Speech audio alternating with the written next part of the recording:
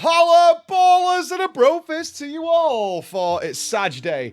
Oh man, our nightmares came true, didn't it? At least from the Echo camp. We have a lot to talk about today because mental is something that doesn't get discussed enough in the Race to World First, but for me, who's watched like so many of these, it's absolutely like the most vital component that needs to be maintained. And yesterday, Echo's mental floundered. There's a lot that could be said because it's a variety of different aspects that occur that leads to what we saw yesterday. So let's do the very quick recap. As I said to you in yesterday's video, is that Echo needed to, because of the issue with Ken being ill the day before the reset, Echo was in front, right? I'm firmly in that camp. Echo was in front and had like a day in hand and had the possibility of defeating T-Swift that day. It would have been tough, but they could have done it considering how they were playing and get an extra boss kill before Liquid before the reset. And that would have put them in a really solid position going into Farak. Not just because of the gear, but because they would have got to see Farak early, done a few pulls, started gathering knowledge nice and early before Liquid could have even attempted it, right? They would have had to do their reclear first. That didn't happen.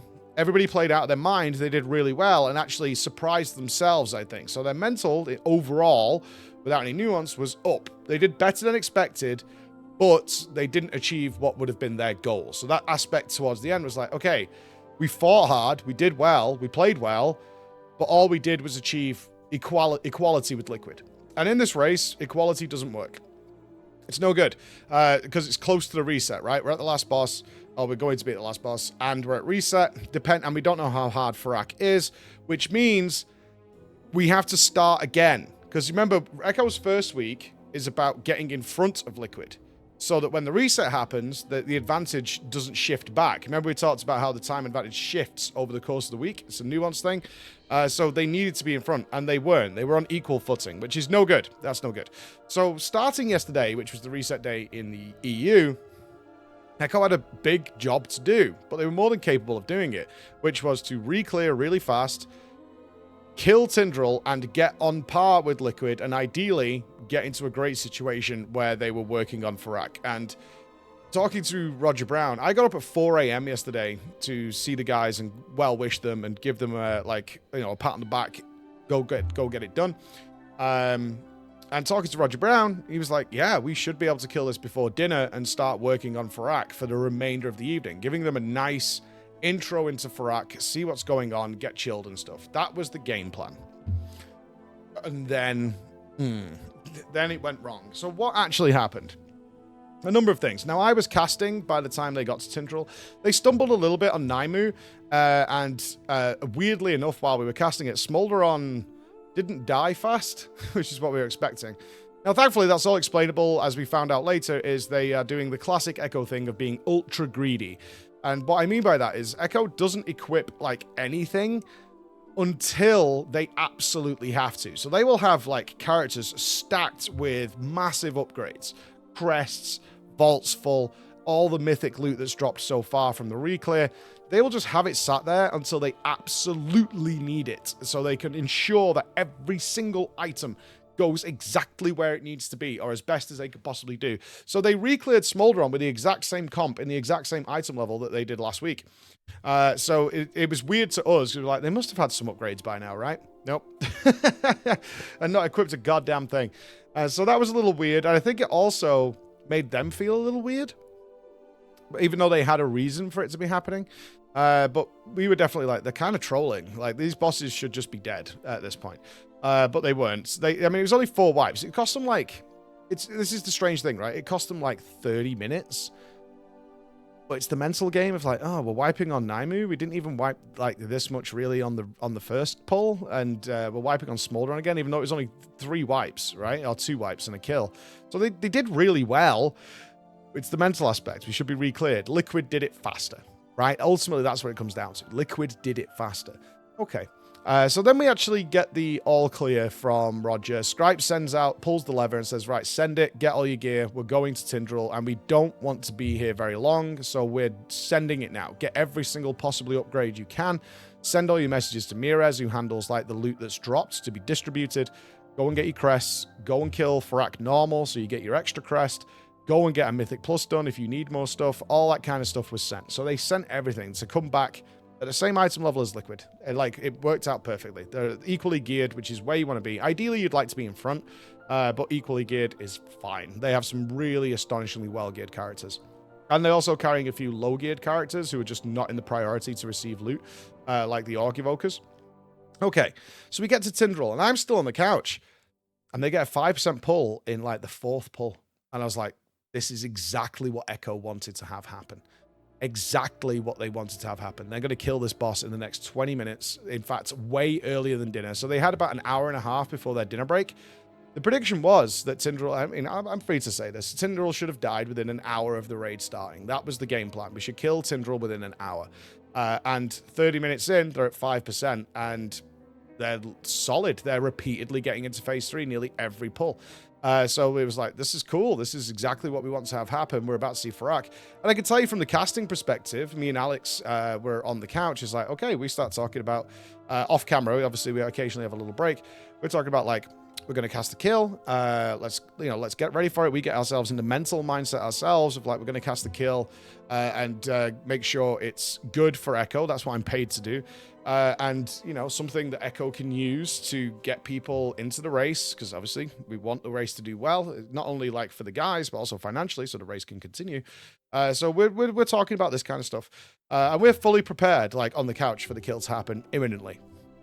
And that kill didn't come for... So I left the couch at about 5 p.m., I think, and they didn't kill it till midnight. So what happened? I'm having to guess right now. Right, a little bit.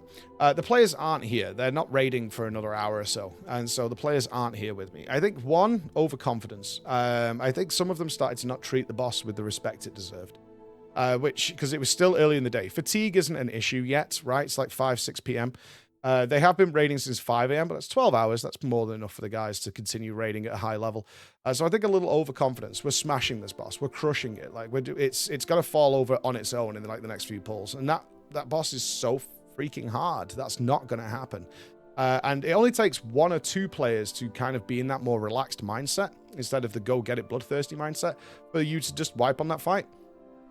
Simple as that. It only takes a few of those. That fight is so stupidly hard that if a couple of players are a little overconfident or taking it a little breezy, and we actually saw, in my opinion, like some players play a little greedier to try and push the damage even more, so they had a shorter phase 3, which led to like some seeds not soaking and stuff.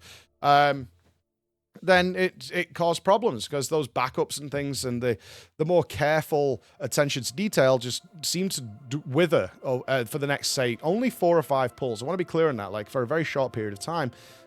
At that point, though, that's when people start to get frustrated. Dude, we like got to phase 3 in the first few pulls, and now we're stuck in phase 1 and 2. What the fuck's going on, right? And it leads to breaks and reassessments of what's going on, even though every player's been through this, like, 300 plus times. And then you start to snowball these different mental attributes of like, this is fucking annoying. Like, what the hell? The frustration builds. And you need to have a fortitude and an integrity to overcome that. And that's really, really hard. So in one respect, as they ended up killing it at midnight, calling it the last pull, so they ended, like, behind Liquid, frankly. Liquid did better on their reset day than Echo did, and they need to be in front to have a chance. So at this point, as much as it obviously pains me to say as I'm over here in the Echo camp, it's Liquid's race to lose.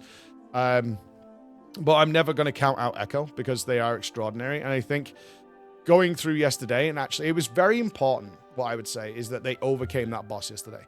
If they would have gone to bed with that boss alive, I would have counted them out. I would have said, like, even if they came back and one-shot it this morning, wouldn't have mattered. They would have gone to bed sour. They would have gone to bed frustrated. They would have gone to bed angry. They would have gone to bed, like, reassessing every minute of every hour of every pull, especially because everybody screwed up over the course of the night, which means every player's like, God, if I hadn't have done that, I hadn't have done that, I hadn't done that.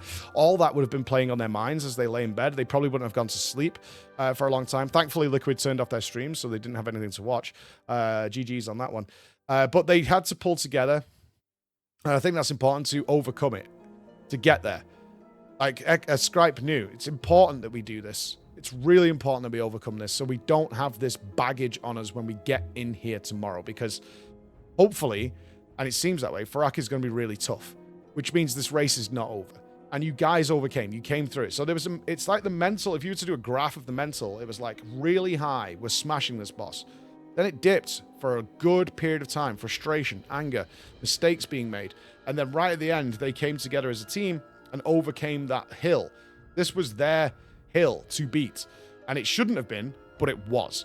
And they beat it. And for that, they probably went to bed in a much better attitude than if they didn't do it, which means there's still a chance. There is still a chance. So coming into today then, what do we want to see?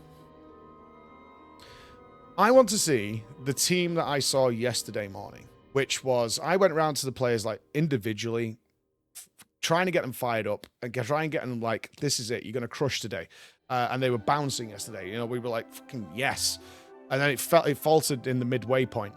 And I need to see this morning, I need to see that team come in, not dejected, not down, because I've been in this situation before during the N'Zoth race where they kind of resigned themselves to losing.